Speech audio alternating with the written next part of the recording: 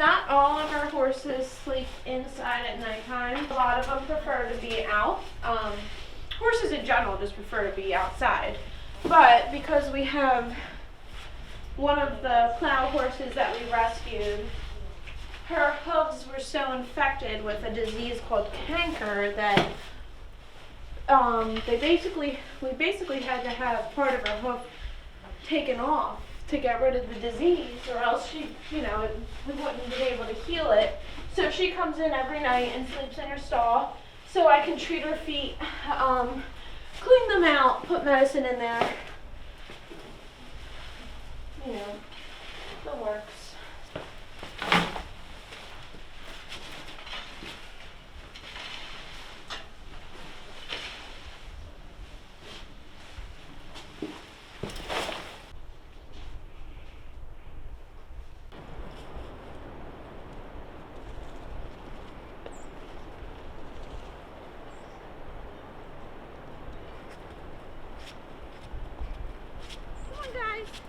What are you doing?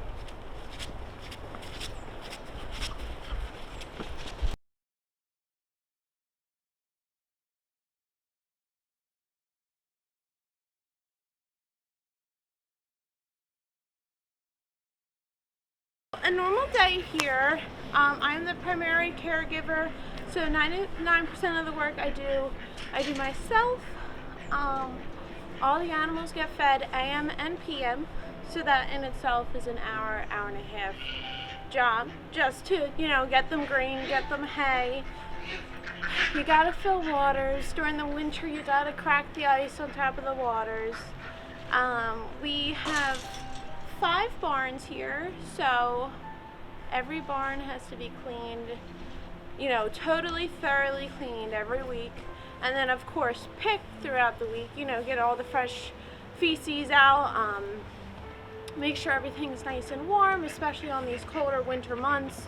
The more bedding needs to be utilized. Health checks have to be done every day. I have my eye on every animal every single day, which I'm grateful to be able to do the work I do and do it myself, because I know firsthand if something is wrong. Temperatures, check temperatures, make sure there's no new cuts and scrapes, and anything out of the normal. We trim their hooves ourselves for the goats and sheep. And then you got a bunch of vet visits thrown in between, a blacksmith that comes for the 11 horses that are in our care. We also have 3 horses on another property. And then you feed everybody at nighttime, and then before you know it, you're doing it all again the next morning. So there's a lot that goes into it, but it does become a routine, and it's good. I love every bit of it. So.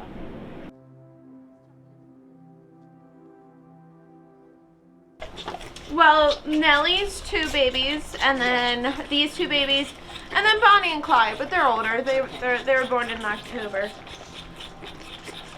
Now, where'd you get these 2? They were outside of New Holland auction in a trailer.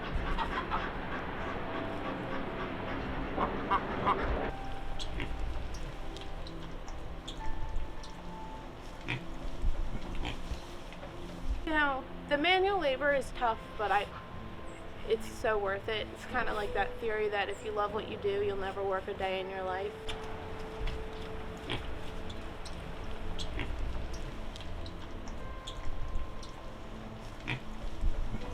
Happy Heart, Happy Home is donor funded and also funded through my own pocket. I still work full time, and I'm a bartender to supplement anything that donations do not cover. A lot of times donations are focused on the large medical cases, so we can continue to take these cases that many would say no to because of the fact that they're going to be $5,000, $10,000, $15,000 vet bills, but that's what we're here for. Hi, hey, being crazy, baby.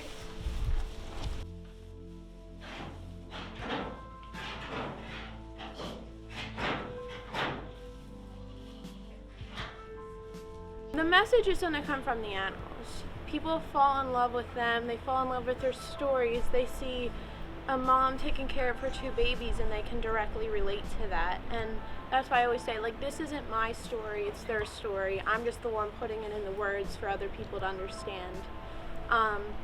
But I never have doubts, and I'm grateful that if I have to work full time, if I have to work another full-time job in order to do this, then I'm going to do it. And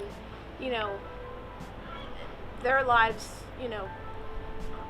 they rely on me 100%. So I'm never going to give up on them, and they'll never give up on me.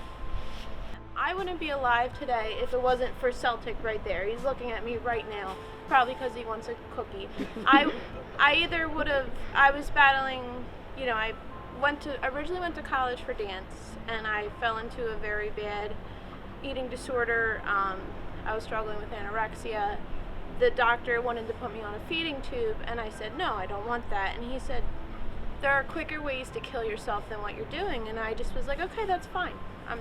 I'm not going to be here then, that's fine. And because my body was struggling, mentally I was struggling too. And if he didn't come into my life when he did, I 100% believe that I would not be here today. So he did that for me, I can do this for them. And it's just as simple as that.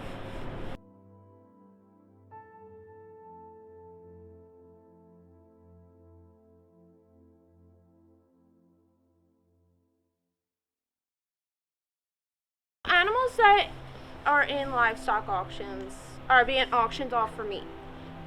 Goats, cows, sheep, pigs. It will say on your slip, you have to have a slip. You have to be, I can't go into an auction house and say, hey, I'm here to save all your animals. Absolutely not. It says on the slip, these animals are for slaughter only. Big bold letters, they are for slaughter only. There is a processing house down the street. There is a chicken processing house right across the street from the auction house. They're for meat only. Doesn't matter their age, their weight. The animals that no sale, sometimes, the bidders that are in there are other local farmers who are going to take these animals and process them and sell them or eat them for their own family, whatever. If an animal no sales, guess what? They just get shot in the head. If an animal can't walk through an auction on their own 4 legs, they're shot in the head. I've watched it happen before. They're for death. It's for nothing in between.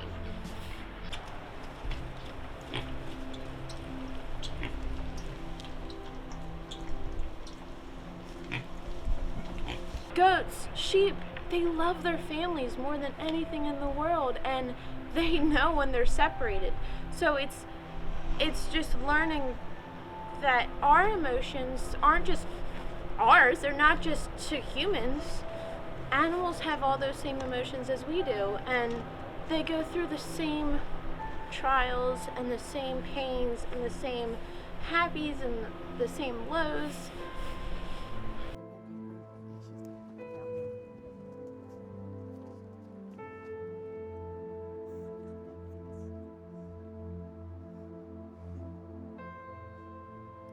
There is a shift happening. So yes, there's animals being killed, in the millions. It's an unfathomable number.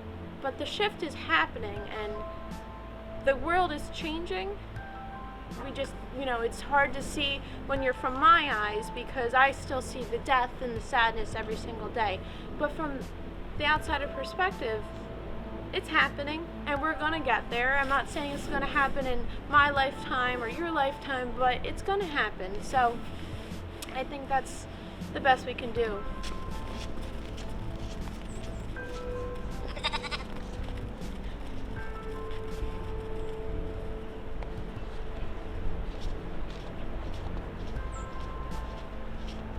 So our 3-year anniversary is coming up here in April. And I think of everything that we've achieved in the past 3 years, and I'm just not going to stop. And the idea is to grow but also to be sustainable. So making sure all the animals here have everything they need, medical care, etc. Their lives always will come first. Something that I've talked about, is how Celtic helped me and saved me. I want to be able to offer that connection to others, because mental illness is obviously very prominent, and just having that moment to connect with an animal, but not only an animal that has been through hell and back, and they're here and they're happy, and some of them have trust issues, and some of them they're in pain every day from a medical ailment, etc. So when a person that's been through rough times, as pretty much all of us have, is able to come here and just sit with them, and form an understanding, I think that we can not only help the animals, but we can also help people as well. It's a sanctuary. We're all animals. We're human and non-human, so it's a sanctuary for everybody. So everyone deserves to have that feeling of support and universal love.